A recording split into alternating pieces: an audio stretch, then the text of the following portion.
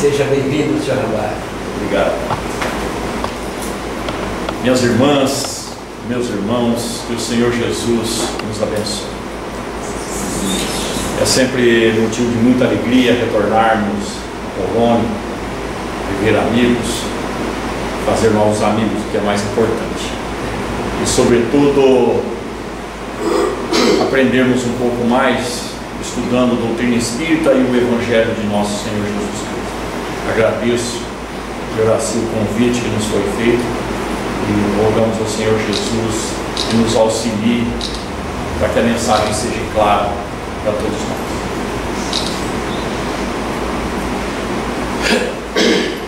A presença e a participação dos espíritos desencarnados em nossas vidas, na vida dos encarnados, não é uma ideia criada pela doutrina espírita. Não é o espiritismo que diz que os espíritos existem e que participam de nossas vidas. Não é a doutrina espírita. Mas é a doutrina espírita que nos esclarece acerca do mecanismo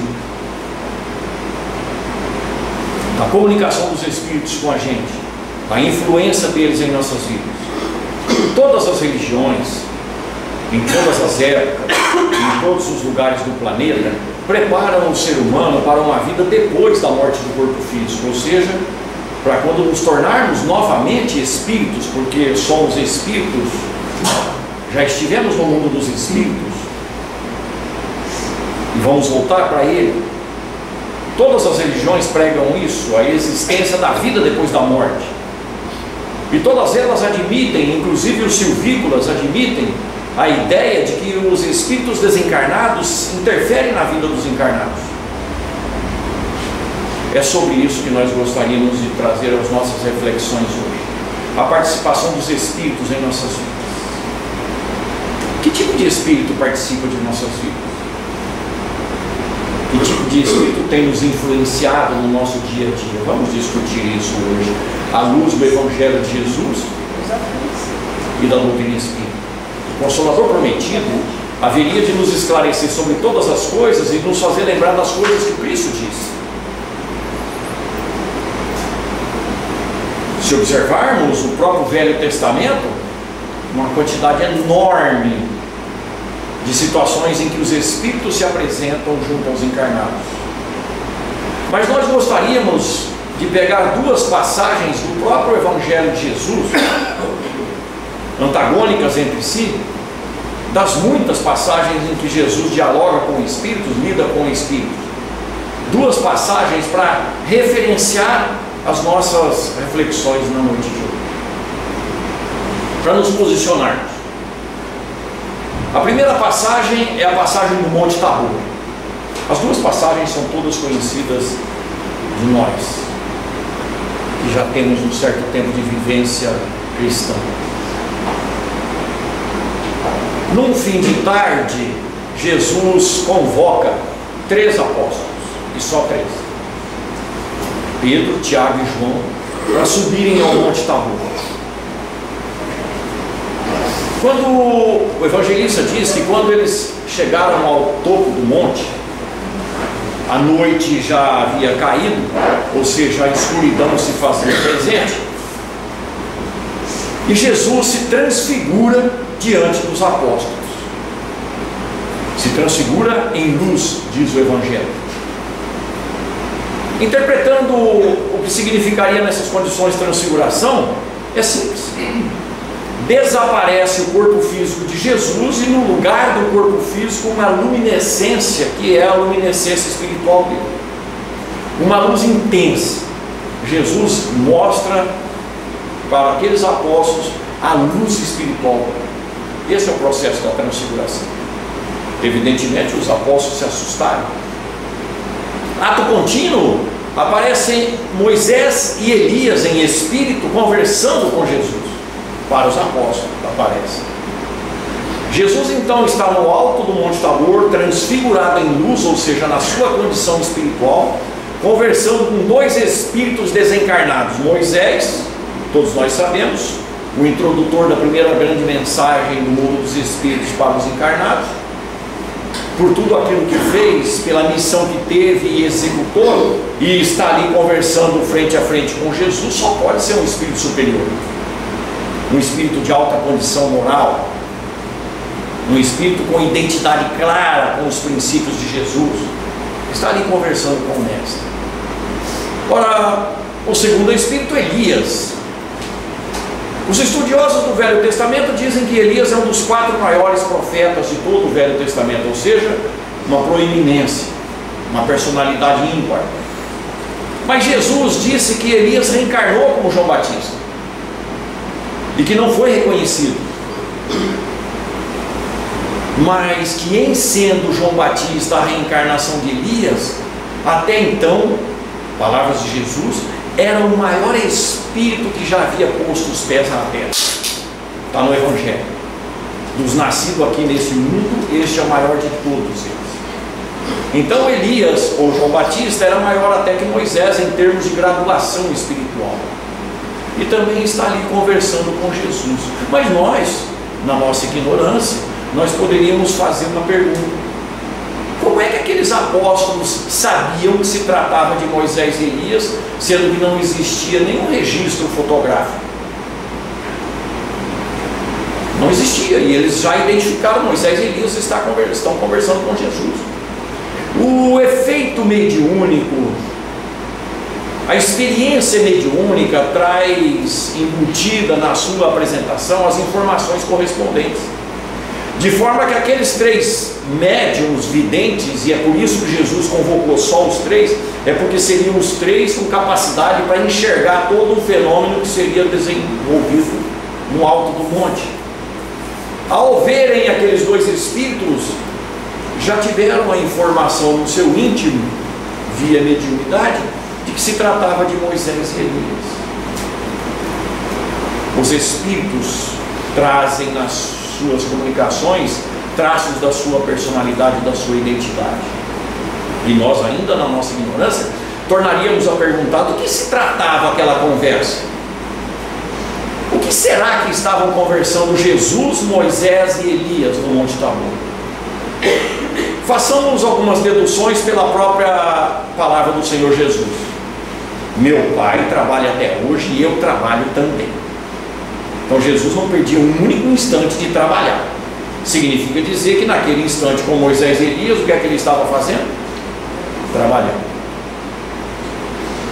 Ou, pela grandeza do Cristo, nós já sabíamos que 2 trabalhadores dele estavam ali prestando conta, entre aspas, ou se inteirando dos planos de Jesus, que é o governador espiritual da terra, que tem pressa que o fogo se acenda para depurar a massa humana. Ora, deduz-se então que os grandes espíritos, a começar de Jesus e passando por Moisés e Elias no Monte Tabor, vivem exclusivamente para o princípio da utilidade, para o princípio do trabalho, e evidentemente sempre no bem, o trabalho constante no bem. Ora, Moisés fez um trabalho de condução de um povo que vivia preso à escravidão para a liberdade, mas também fez um trabalho de educação, trazendo as principais diretrizes que deveriam ser seguidas para que se vivesse uma vida melhor. Ou seja, Moisés e Elias, podemos dizer assim, estavam envolvidos com Jesus, ou estão envolvidos com Jesus, num processo de socorro, num processo de esclarecimento, num processo de melhoria dos espíritos vinculados ao planeta Terra. Estão trabalhando. Para quem? Para nós. Allan Kardec vai deixar as coisas muito claras na questão 622 do Livro dos Espíritos, quando ele pergunta se Deus, na sua infinita bondade, misericórdia e perfeição, quer dizer Kardec, se Deus sempre deu ao homem, ao ser humano, a oportunidade de conhecer a lei dele, de Deus.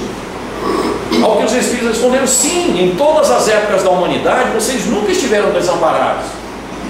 Espíritos superiores sempre encarnaram para fazer a lei de Deus ser conhecida, ou seja, para esclarecer os nossos espíritos. Este é o papel dos espíritos à medida que se desenvolve. Mas essa lição fica para nós também quando a gente dá um pulinho lá na questão 888A do Livro dos Espíritos. São Vicente de Paulo está conversando com Kardec sobre a caridade segundo entendia Jesus. Começa o assunto na questão 886 e vai até 888 lá. Encurtando a conversa, São Vicente de Paulo nos dá um lembrete, um aviso, uma instrução, que nós precisamos prestar atenção. Diz ele: o espírito nunca deve se esquecer, esteja ele encarnado ou desencarnado. Assim como à frente dele tem aqueles espíritos que trabalham para que ele se melhore, tem o espírito a mesma coisa a fazer com aquele que está atrás. O que significa dizer que onde nós estivermos, nós temos que estar pensando naqueles que precisam da gente, naqueles que têm necessidade daquilo que nós temos, em qualquer âmbito das nossas existências. Nós sempre estaremos, na opinião e no ensinamento de São Vicente de Paulo, nós sempre estaremos numa condição intermediária. Seremos superiores a uma infinidade de espíritos e haverá uma infinidade de espíritos superiores à nossa frente.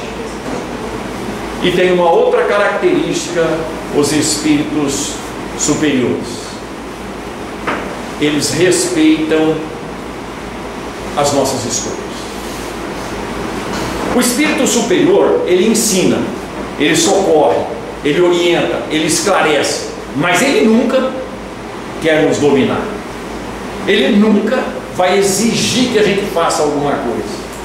O espírito superior, repetindo, ele indica caminho, ele aconselha, ele orienta, ele aponta soluções, mas ele respeita o livre-arbítrio da pessoa, porque a cada um é segundo as suas próprias obras. O lado contrário dessa moeda significa que quanto mais o espírito quer dominar, quanto mais o espírito quer ter poder sobre quem quer que seja, mais inferior ele é. E isso se dá inclusive entre os encarnados. Quanto mais a gente quer dominar e ser dono das pessoas, quanto mais a gente quer que as pessoas vivam do jeito que a gente deseja, mais inferior a gente está demonstrando ser a característica moral do nosso espírito. É preciso dar liberdade. Essa é a realidade. Então, a primeira passagem, a gente já identificou os espíritos superiores. Segunda passagem, aquele pai aflito que chega em Jesus e diz: Senhor, eu apresentei o meu filho que tem sido perseguido por um espírito maligno, que quer matá-lo, jogando na água, jogando no fogo, e os teus discípulos não conseguiram curá-lo. Se tu podes fazer alguma coisa, faça. É um pai aflito por conta de uma criança que está sofrendo uma perseguição cruel de um espírito desencarnado. Esse espírito domina o comportamento do menino, joga ele na água, tenta jogar no fogo para matá-lo. E os apóstolos, que tinham a autorização de Jesus para afastar espíritos, não conseguiram afastar aquele espírito. E Jesus diz então: ó geração incrédula, até quando vos sofrereis? Até quando estarei convosco? É como se Jesus dissesse: ó geração incrédula, até quando eu tenho que fazer um serviço que compete a vocês fazer? Até quando eu vou sofrer a consequência da vossa ignorância, da vossa inércia espiritual? Trazei o menino aqui. O pai leva o menino, Jesus admoesta o espírito não tem outra solução, ele tem que sair. Isso fica explicado nas duas questões 274 do Livro dos Espíritos. Existe uma autoridade entre os espíritos, e essa autoridade se dá pela moral.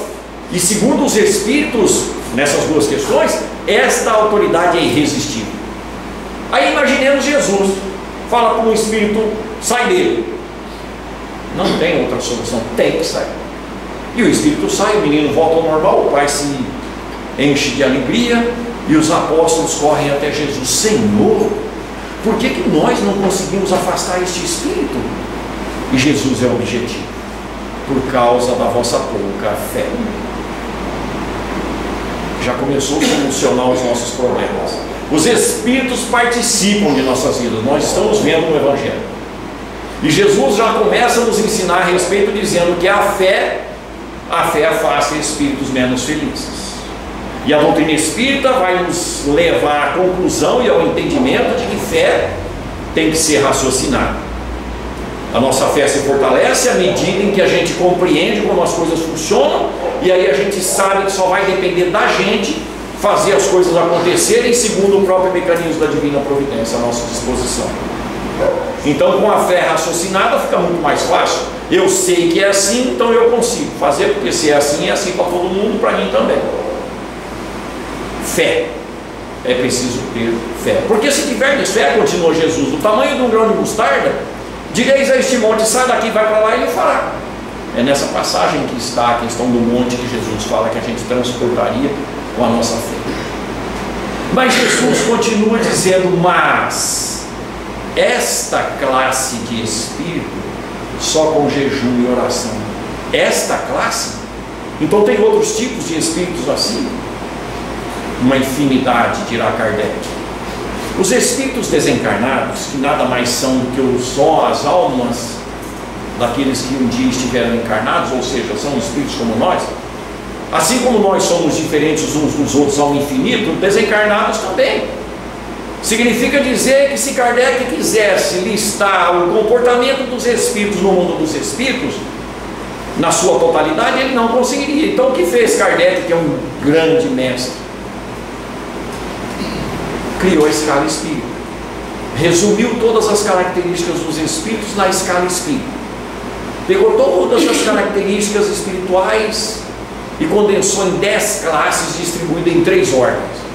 Na primeira ordem só tem uma classe, que é dos espíritos puros, Jesus é o exemplo. Espírito puro, Jesus.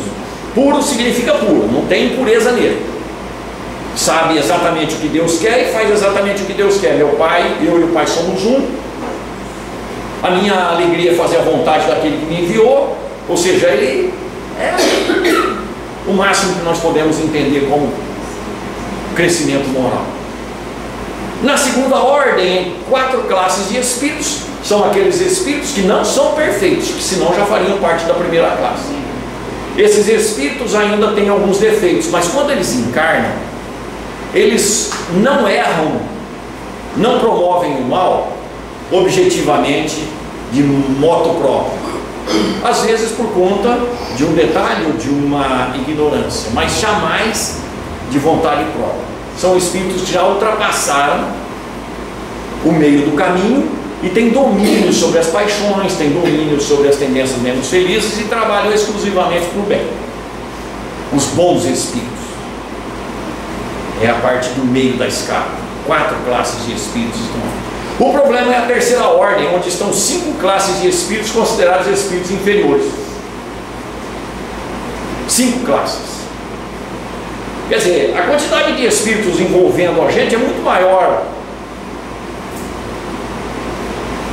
relacionando-os com o desenvolvimento moral, é muito maior com os inferiores. Por quê? Porque são os inferiores que querem dominar. São os inferiores que querem participar ativamente da vida dos encarnados, como nós vimos no próprio Evangelho de Jesus. Para aqueles que ainda não conhecem a escala espírita e quiserem saber do que se trata, vai lá no Livro dos Espíritos, a partir do item número 100, e veja as características dos espíritos. 10 classes têm as características, de forma que cada um de nós, chegando lá, olhando as características, vai saber mais ou menos em que posição que está. Se está nível de pureza de Jesus, só os políticos brasileiros, não erram nunca. Então, assim com Jesus, eles nunca erraram, nunca admitem o erro. Mas a maioria de nós vai se encontrar entre 1, 2, 3 faixas. E aí a gente já tem condição de saber o que é preciso fazer para atingir os parâmetros superiores. Por quê? Lá está escrito o que a faixa de cima tem. Então eu preciso mudar o jeito de ser para ser daquele jeito. Então, conhecer a escala espírita nos orienta acerca do que precisamos fazer aqui na Terra. Bem, já vimos e identificamos os espíritos. Os espíritos inferiores, eles querem participar das nossas vidas, inclusive no sentido de vingança, porque aquele menino era um processo de vingança. Mas como é que a gente pode definir isso? Está escrito isso no Evangelho? Não, não está. Mas a lógica nos diz isso quando a gente estuda com Kardec. Uma criança não fez mal para ninguém para sofrer um encargo, sofrer uma carga daquela. Não fez nessa vida. Agora que ele está reencarnado, o espírito que sofreu as consequências das ações dele encontrou ele e quer desforrar, se vingando. Então ali tem um corpo inocente, mas não tem um espírito inocente. Daí nós precisamos entender que quando existe um caso de obsessão, o obsessor não é o capeta, não é o diabo, não é o demônio, não é o cão, não é o sete peles, não é o tinhoso.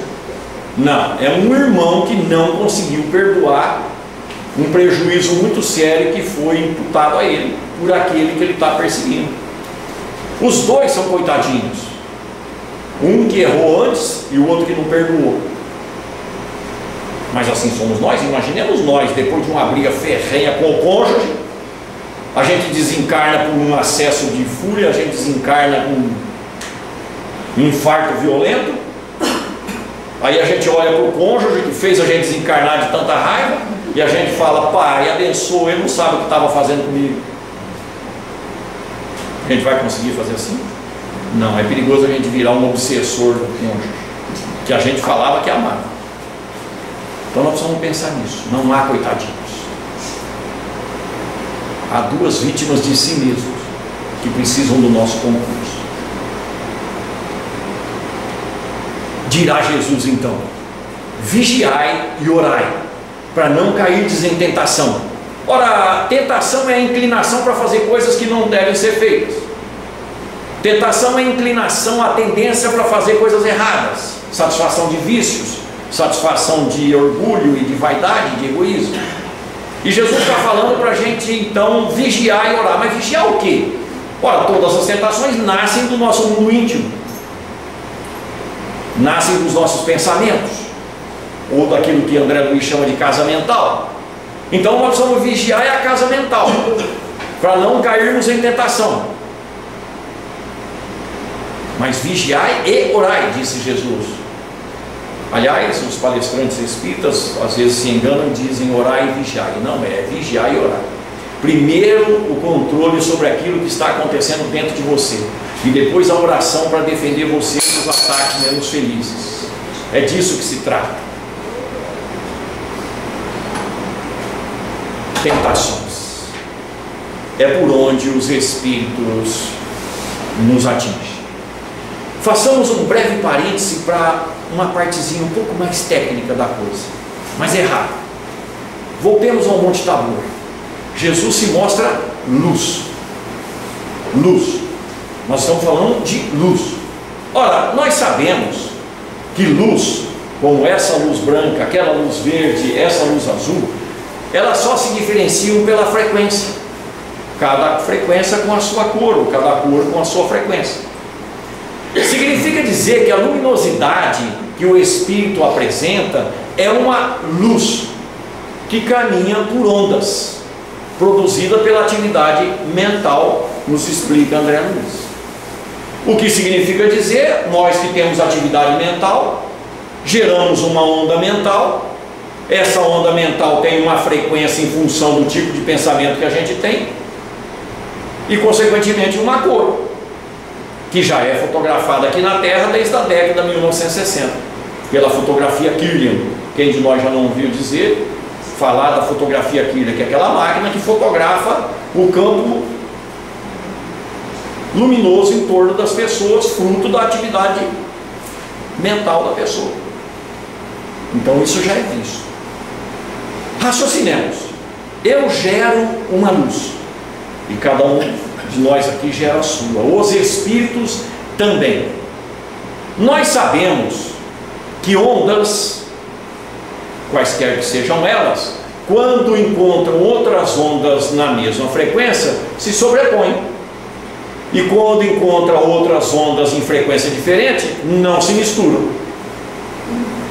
Ou seja, a luz do Dioraci pode entrar em sintonia com a minha luz se nós estivermos vibrando igualmente na mesma faixa de pensamento. E com os desencarnados também. Simples assim. Significa ainda dizer que mediunidade é natural do espírito, E ela vai ser biológica em função dos equipamentos biológicos que nós temos. Mas todos nós somos mais ou menos médios, diz Allan Kardec. Aliás, ele diz no Livro dos Médios que raríssimas as pessoas na Terra que não têm o mínimo de vestígio de mediunidade. Por quê? Porque nós somos capazes de entrar em sintonia com mentes, tanto de encarnados quanto de desencarnados. Quero propor para vocês então um exercício de memória.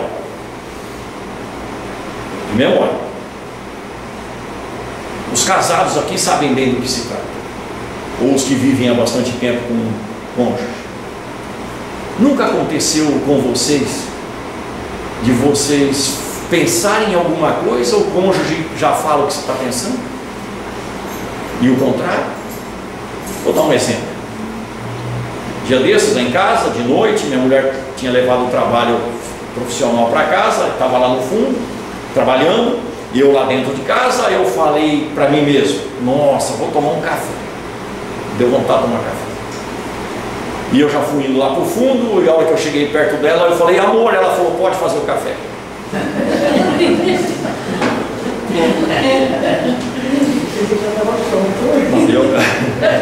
Eu já estou com medo daquela baixinha. A baixinha está muito sensível, viu, Dioraci? Já está enxergando demais os meus pensamentos. De vez em quando eu falo uma coisa, ela fala: mas eu estava pensando nisso agora. E de vez em quando ela fala: é o que eu estava pensando. Mas isso não é só comigo, com ela. Eu tenho convicção que com vocês é a mesma coisa. Ou não? Já às vezes, no caso, eu não sou casado, né? Mas isso acontece muito comigo. Às vezes com pessoas, às vezes com pessoas, até assistindo, quando eu assisti uma televisão, muitas pessoas que eu penso nos outros, nossa, isso é muito comum. Não é. Eu achava meio. Aí eu até com o telefone eu pensava em ligar. Não, é ligar. Nossa, quantas vezes? Não, é uma coisa que a gente fica um pouco impressionado, assim. Mas acontece com diversas Mas pessoas. isso é absolutamente natural. Não tem nada de extraordinário nisso. Isso é estudado pela ciência, transmissão de pensamento. É coisas absolutamente comuns. Qual é que é o problema? O nosso problema não é com os encarnados que pensam a mesma coisa que a gente. O nosso problema é com os desencarnados. Por quê? Porque esse a gente não enxerga. E a gente não sabe qual que é a intenção deles. E é aí que entra a doutrina espírita para nos explicar como é que a coisa funciona. Raciocinemos. Nós vamos aqui levantar 5 questões do Livro dos Espíritos a respeito do tema, para nós compreendermos exatamente como as coisas acontecem. Pergunta 456. Pergunta Kardec: os espíritos, desencarnados evidentemente, os espíritos se interessam por aquilo que fazemos? Eles podem ver o que fazemos? Sim. Tudo, desde que o que estiveres fazendo seja de interesse deles, nada é defeso ao olhar dele. Então, mas espera um pouquinho, o que dizia Paulo de Tarso mesmo há 2000 anos? Nós estamos sempre rodeados por uma nuvem de testemunhas. Onde nós estivermos, vou repetir, onde quer que nós estejamos, haverá espíritos que poderão observar o que nós estivermos fazendo, desde que chame a atenção deles aquilo que estivermos fazendo. Eu não sei para vocês, mas para mim a coisa já ficou meio complicada. Por quê? Porque eu não enxergo espíritos, mas sei já que onde eu estiver tem espírito me observando. E não nos esqueçamos da orientação de Jesus: vigiai e orai para não cair em tentação. Questão 457. Os espíritos conhecem os nossos pensamentos? Todos, até mesmo aquele pensamento que você quer esconder de você mesmo. Piorou muito a minha situação. Se já era complicado, agora piorou mais ainda. Por quê? Porque além de ver a minha coloração, que os espíritos têm essa facilidade, e só pela minha coloração, aliás, Nós temos noção do que se trata, e não precisa nem ser espírita. Quantas vezes a gente escuta de pessoas que frequentam outras fileiras religiosas dizerem: nossa, fulano é um espírito iluminado, fulano é um espírito de luz. Nós sabemos que as pessoas melhores moralmente têm uma luz diferente. Quando a gente entra lá na igreja católica, eu vim do catolicismo aos 26 anos que eu conheci a doutrina espírita. Quando a gente entra dentro da igreja católica, os santos, as santas, as estátuas ou as pinturas não tem sempre uma coloração em volta, pelo menos uma auréola, a indicar que são espíritos luminosos? Pois é isso mesmo. O espírito bate o olho no navarro, ele já vê a coloração, né? E aí, isso aí já sei onde é que eu pego ele. E aí ele fixa o pensamento dele no meu, ele começa a pensar o que eu estou pensando, ou seja, identificar o que eu estou pensando. E Jesus vigia e ora para não cair em tentação. O que é que ele está falando? Cuida dos teus pensamentos de forma que seja sempre um ódio à oração. Cuida dos teus pensamentos para que eles sejam sempre positivos, vibração mais alta. Então seja otimista, seja uma pessoa de boa vontade, seja uma pessoa inclinada para o bem, seja uma pessoa que gosta de aprender, que gosta de ajudar, seja uma pessoa de bem com a vida, porque isso vai te traduzir frequência mais alta, distante dos espíritos menos felizes, que são frequência mais baixa. Tenha bom ânimo, não se turbe vosso coração, porque arrazoeis o mal em vossos corações. Jesus nos ensinava a fugir dos pensamentos menos felizes. Então, nada de ser pessimista, nada de ser irônico, nada de ser crítico, nada de ser desanimado, nada de ser portador de má vontade, para evitar o assédio dos espíritos menos felizes. Quem vai fazer isso por mim? Só eu. Por mim? Só eu. Então a opção é minha. Ilumina-te. Jesus disse: sois a luz do mundo, fazei brilhar a vossa luz. Ora, ele está me dizendo que eu posso brilhar tanto quanto ele no Monte Tabor. Só que ele está falando para mim que, embora eu seja a luz do mundo, ela está apagada, porque senão não sabe pedir para brilhar. E nós podemos perguntar então para Jesus responder: Senhor, como é que eu faço a minha luz brilhar? Diz ele então no capítulo 11 do Evangelho de São Lucas, versículo 34: a candeia do teu corpo são os teus olhos. Se os teus olhos forem bons, todo o teu corpo será luminoso.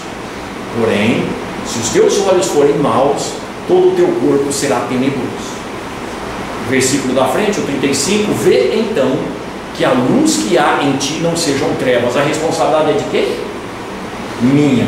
Então Jesus está falando a forma que você olha a vida, não só os olhos necessariamente,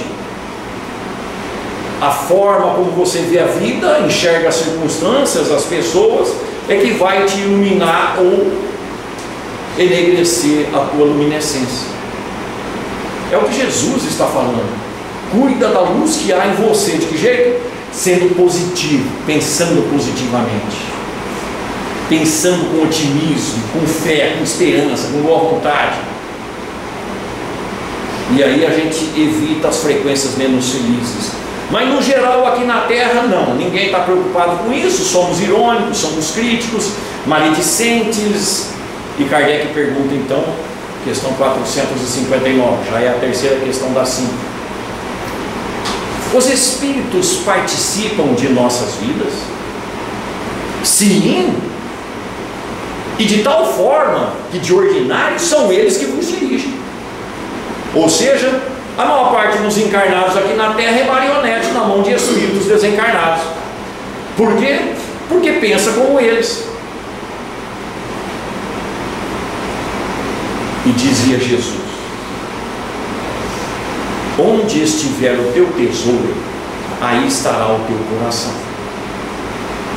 E tudo o que você liga na terra é ligado no céu, e o que você desliga na terra é desligado no céu. Entendamos que céu é mundo dos espíritos, é o mundo invisível. Tudo aquilo que eu valorizo aqui tem as minhas emoções, os meus sentimentos envolvidos. Se eu desencarno, está ligado no céu a mesma coisa que estava ligado na terra. Então, se eu desencarno, ou quando eu desencarnar, e tomara que demore, não precisa ser hoje, nunca se sabe, mas se for também, paciência. Vai fazer o que, né? Você me doutrina aqui na sessão de desobsessão. Tá com o evangelho em mim.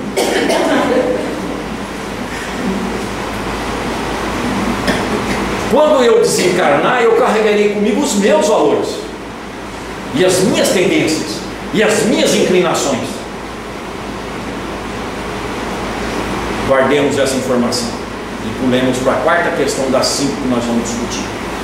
Questão 467. Qual é o mecanismo que faz com que os espíritos participem de nossas vidas? Esse é o teor da pergunta. Estamos interpretando a pergunta. E os espíritos dizem o seguinte: os espíritos são atraídos para perto de vós pelos pensamentos que gerais e mantêm na cabeça.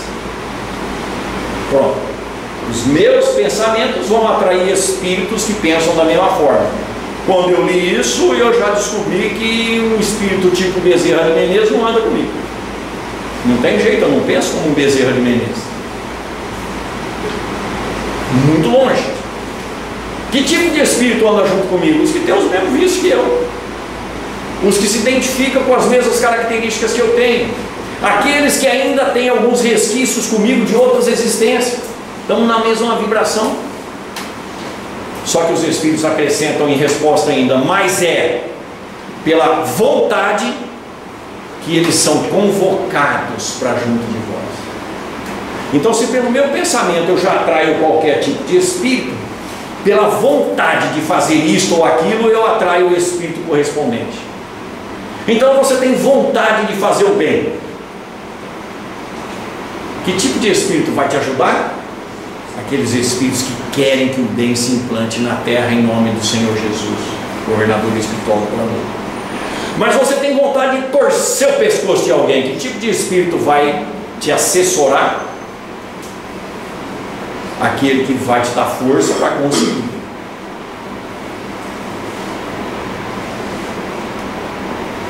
É uma questão de sintonia. Sintonia. Nós nos sintonizamos com as mentes desencarnadas da mesma forma que a gente se dá com as pessoas encarnadas. A gente escolhe amizades aqui na Terra segundo as nossas intenções, necessidades, conveniências e tudo mais. No mundo dos espíritos a gente se dá através do pensamento. Kardec vai explicar o mecanismo. Está lá no capítulo 23 do livro dos médiuns, das obsessões. No começo, o espírito observa. Não vamos falar dos casos de vingança, como daquele menino. Um espírito que está aí precisando de um encarnado para satisfazer as vontades dele. Ele desencarnou vicioso. Ele precisa de alguém que contribua para que ele satisfaça o seu vício. Peguemos alguém, por exemplo, que está lutando para vencer o vício do álcool. Mas poderia ser da droga, lícita ou ilícita. Poderia ser do sexo animalizado, poderia ser da fofoca, da maledicência, do pessimismo, do desânimo, não importa. O espírito então observa o panorama e enxerga alguém que potencialmente tem a ver com aquilo que ele deseja. E ele vai observar a pessoa. Ele passa um dia, 2 dias, uma semana, um mês, ele tem tempo, ele está morto já. Ele não precisa trabalhar. Ele pode entrar dentro da casa de qualquer um de nós. Ele pode ir lá no trabalho. Ele pode viver no banheiro, na rua, no ônibus, no carro, qualquer lugar. Então ele vai me observar e vai ver que realmente eu tenho algo para dar para ele, ou que comigo ele pode conseguir o que ele quer. E aí ele se aproveita. Olha, quando a gente quer fazer amizade com alguém, ou conquistar a confiança de alguém aqui na Terra, a gente usa de um artifício muito comum: o elogio, o paparico, o tapinha nas costas. Com o Espírito também é assim. Ele vai chegar nos meus ouvidos ou nos nossos ouvidos espirituais e vai dizer assim: nossa, você está conseguindo vencer teu vício, você é forte. Nada como um elogio para deixar a gente animado e ir bem com a pessoa. Você viu, fulano é um cara jóia, ele também elogiou 3 vezes. O Espírito cria um vínculo com a gente, fazendo os pensamentos nossos se parecerem com o dele ou o dele com os nossos. Ele vai criando um vínculo. Quando ele já tem um vínculo em que ele já está impondo os pensamentos na cabeça da gente, ele já começa a reverter a situação e começa a dar pequenos pitacos em sentido contrário. Nossa, você realmente parou de beber, mas lembra quando você bebia? Você era muito mais feliz, rapaz. Você vivia de bem com a vida, tinha amizade com tanta gente, era tanta festa para ir. Agora está aí tristonho, borocochô, ninguém te chama para mais nada, os amigos sumiram. Experimenta uma só para dar uma descontraída. Hoje é sábado, você vai no centro só na quarta-feira, até lá já vai ganhando a confiança, vai induzindo. Até que chega um ponto que a pessoa fala assim: é verdade, rapaz, eu não preciso ficar sem beber o tempo todo, eu só não preciso beber, eu não preciso ficar parar de beber, é só não beber o tempo todo. De sábado, não tem nada, socialmente.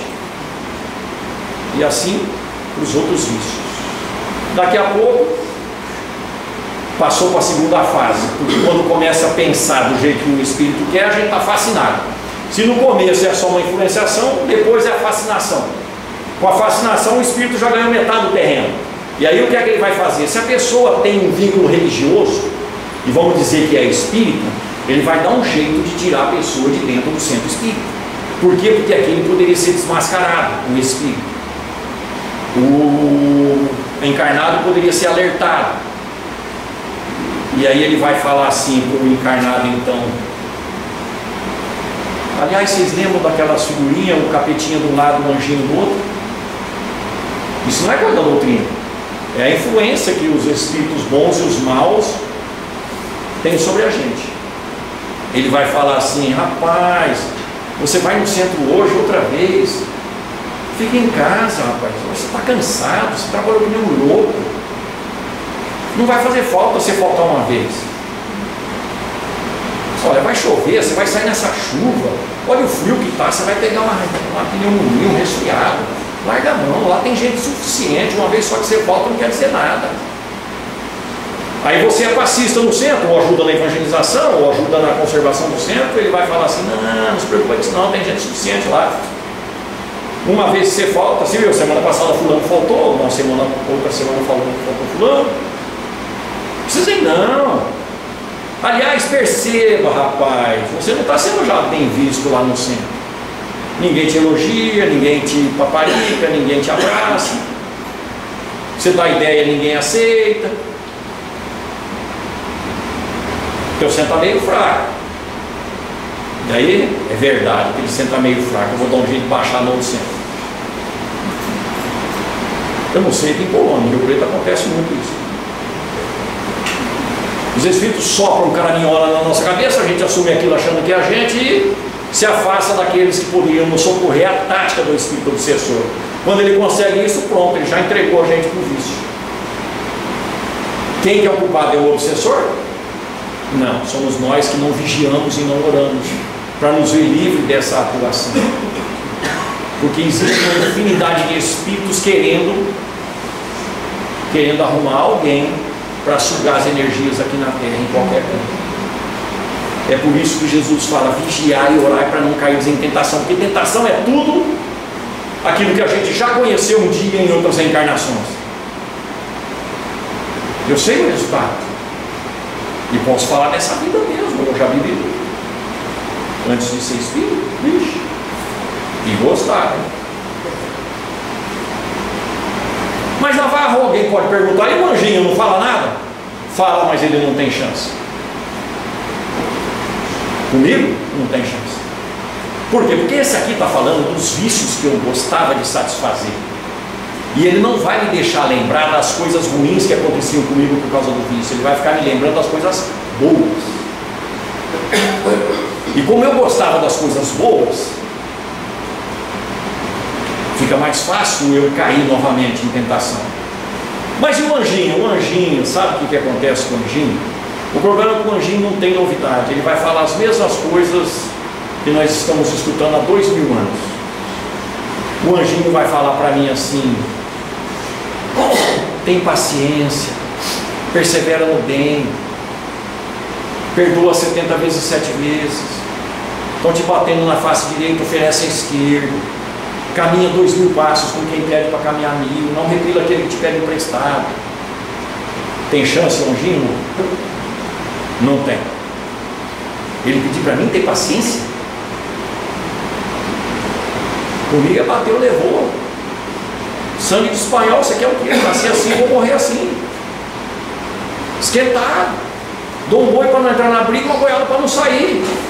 Tem chance, anjinho? Não tem chance. Por quê? Porque eu não conheço os prazeres das coisas que ele está falando para mim. Por quê? Por teimosia minha e inferioridade moral, sempre tendendo para o lado errado. É por isso que o anjinho da guarda fala. Ele não pode pegar o meu corpo e fazer eu obedecer, ele só pode falar. E o lado de cá pega meu corpo porque eu deixo. É essa que é a questão. Aí Kardec então pergunta na quinta questão sobre o tema, questão 469, do Livro dos Espíritos: qual é o mecanismo de defesa para nós não cairmos em tentação? Pergunta Kardec com outras palavras, evidentemente. 2 atitudes. Primeira delas, pratique o bem. Isso afasta espíritos e te protege contra as tentações da vida. Ou seja, pratique o bem sempre, o tempo todo, que é o que o anjinho da guarda fala. Vou voltar a falar para os casais, não os casais espíritas. Lá na nossa casa, quando a gente não era espírita, por conta de um chinelinho fora do lugar ou de um botãozinho na camisa não vira um ó ponteiro, a gente sabe que por muito pouca coisa a bagunça se instala dentro da casa da gente. Por quê? Porque a gente é suscetível às influências menos felizes. Ao invés da gente corrigir a situação promovendo o bem, a gente dá aso para a influência. Esse cara é folgado, onde ele largou a toalha de novo? Em cima da cama, molhada ainda.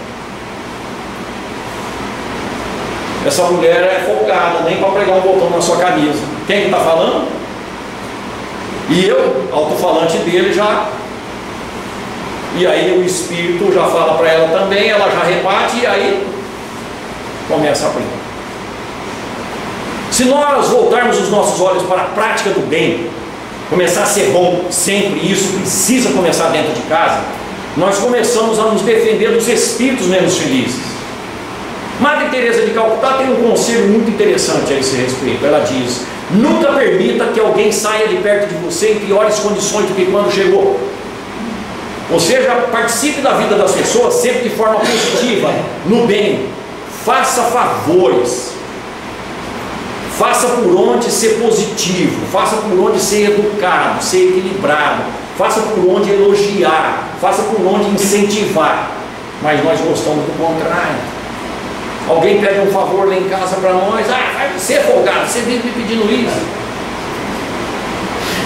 A gente levanta de manhã cedo, se arriscar a falar um bom dia para a família: bom dia, família, só se for você. E queremos coisas boas em nossas vidas, e queremos que aconteça coisas boas em nossas vidas. Não tem jeito. É praticar o bem sempre, não perder uma única oportunidade de participar positivamente da vida das pessoas. Quer dizer que tem que aceitar tudo? Não. Mas tem que resolver com educação e fraternidade. Educação e fraternidade. Isso é praticar o bem também. Quanto tempo faz, conversávamos isso antes, né, Joraci? Quanto tempo faz que a gente não dá um abraço no familiar? Um aperto de mão? A gente que vive grudado nesses celulares, conversando com quem está longe, não conversa com quem está perto. Manda a carinha feliz para todo mundo, desligou a conversa, cara feia com todo mundo que está dentro de casa. Tá todo mundo e aqui dentro de casa, tromba caída. Selfie, todo mundo sorrindo. Dentro de casa, está tudo errado. E a gente não quer que os espíritos participem de nossas vidas. Aí a gente vem no centro, o centro dá um passe na gente, dá aquela melhorada, sai lá fora, volta tudo ao normal, o centro é fraco, como o centro lá em Rio Preto. Está tudo errado. Com quem? Com a gente. Com a gente. E a segunda atitude, dizem os espíritos, confia em Deus. Ora, primeiro é praticar o bem. Praticar o bem é participativamente da vida das pessoas para a vida delas ser melhor. Nós temos um acordo reencarnatório. Vamos reencarnar junto? Vamos. Eu vou te ajudar, você vai me ajudar, eu vou te socorrer, você vai me socorrer, eu vou te... Beleza? Beleza. Chega aqui. Onde foi que eu arrumei essa cruz? O que é confiar em Deus? Simples. Confiar em Deus é não reclamar de nada e de ninguém. Por quê?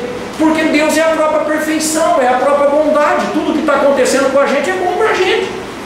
Ah, não é possível. Esse cara não conhece o traste que eu tenho lá em casa. Você que pediu, de joelhos, reconcilia-te com teu adversário enquanto está caminhando com ele, recomenda Jesus. Confiar em Deus é aceitar a vida como ela é, trabalhando para se tornar uma vida melhor. Deus não erra. E se não está mudando as nossas vidas, é bom ir lá ler a questão 860 do Livro dos Espíritos. Só tem um jeito de mudar nossas vidas, diz a questão 860. Praticando o bem. Está escrito lá, o único objetivo do Espírito encarnado, praticar o bem. Isso muda as nossas vidas. A começar de dentro das nossas casas, porque os espíritos inferiores querem nos dominar, por isso são inferiores, e nós invigilantes deixamos. Mas 5 minutos? À vontade até às 10. Tem novela nova, começa às 9h30. Já que estamos falando de dentro das nossas casas, quero dividir com vocês uma experiência que eu passei. Há quase 30 anos atrás. Era uma sexta-feira santa e eu ia assistir Jesus de Nazaré na sessão da tarde. Sempre gostei. Eu vou assistir. Naquele dia eu estava sozinho em casa, a mulher e os filhos tinham saído. Falei, vai, tranquilo, vou assistir Jesus de Nazaré. Uma sexta-feira calorenta, abri as janelas, abri a sacada do apartamento, morávamos em um apartamento. Liguei a televisão, já ia começar e eu estou ali me preparando. Fazer o que? A vida traz surpresas. O telefone tocou, já tive que sair, buscar a mulher dos filhos, já não dá mais para assistir Jesus de Nazaré. Ora, o que é que você pensa fazer? Você está sozinho dentro da sua casa, vai assistir uma televisão, já não vai mais. É desligar a televisão, trancar a casa e sair. Mas a mensagem mediúnica foi objetiva. Deixa a televisão ligada. Tem uma infinidade de espíritos aqui para assistir Jesus de Nazaré, para tomar contato com ele, para assistir a vida dele e ver se emenda, para se fortalecer, para conhecer Jesus e o Evangelho. Não desliga a televisão não, pode sair, larga a televisão ligada. Eu era novato em espiritismo, falei, meu Deus, até duvidei, será que eu faço, não faço? Bom, pelo sim, pelo não, deixei ligado a televisão, tranquei a casa e saí. E fiquei pensando, falei, meu Deus, olha o trabalho que a espiritualidade maior tem.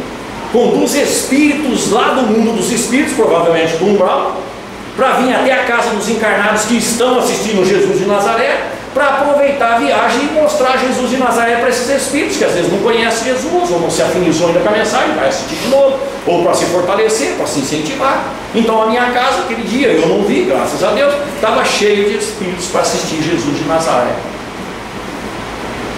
Falei, nossa, fiquei impressionado. Mas passou uns minutos daquela impressão. Falei, vixe, e se não fosse Jesus de Nazaré? E se fosse um filme de guerra? E se fosse um filme desse duro de matar a 53? E se fosse um filme pornográfico, uma novela sensualista, um desses programas policiais que tem na televisão brasileira todo dia, que tipo de espírito ia estar lá assistindo?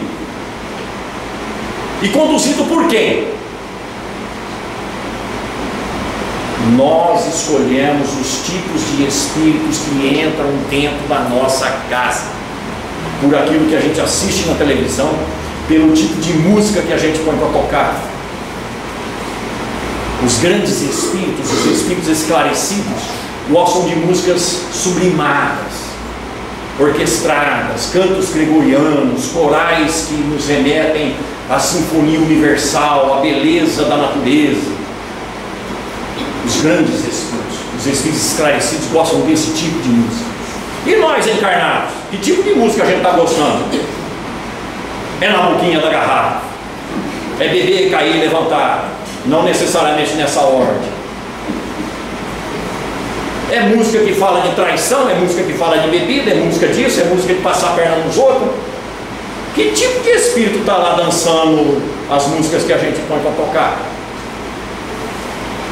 A escolha é nossa. A escolha é nossa. Sabe qual é o problema? Me permitam. É que nós preferimos esse tipo de coisa ao Evangelho de Jesus dentro de casa. Nós não implantamos o culto do Evangelho no lar ainda. Nós, a maioria. E queremos ser felizes. Nós precisamos introduzir Jesus em nossas vidas, nas nossas casas. Implantar o culto do Evangelho no lar. Mas, Navarro, o que é esse tal de culto do Evangelho no lar? É reunir-se com a família, evidentemente, se eles quiserem, pelo menos uma vez por semana. Quando? O dia que você escolher. E que hora? A hora que você escolher, mas seria importante que sempre no mesmo dia e na mesma hora escolhida, para que os espíritos superiores coloquem lá na agenda deles: tal dia, tal hora, casa do fulano, culto do Evangelho no lar a tal hora. Os espíritos superiores vêm até a nossa casa, e onde entra um espírito superior, os maus saem pela janela, diz a doutrina espírita.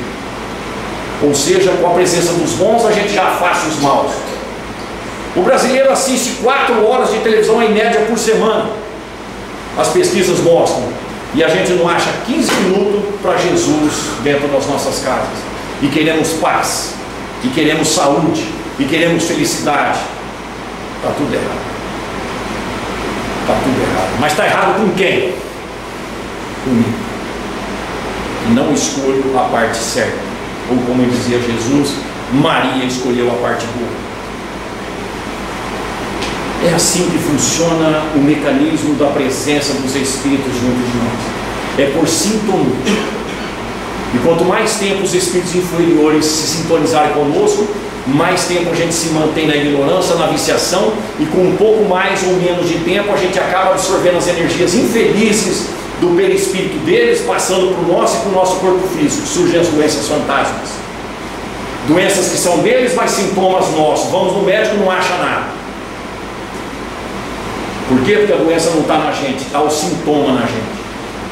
E tudo isso é passível de ser corrigido com uma mudança do jeito de ser, a começar do nosso mundo íntimo, o nosso pensamento, onde Jesus diz: vigia e ora, para não cair em tentação. É uma questão de escolha pessoal. Daí a importância de escolhermos sempre Jesus, mas nunca sem Kardec. Muito obrigado a todos e muita paz.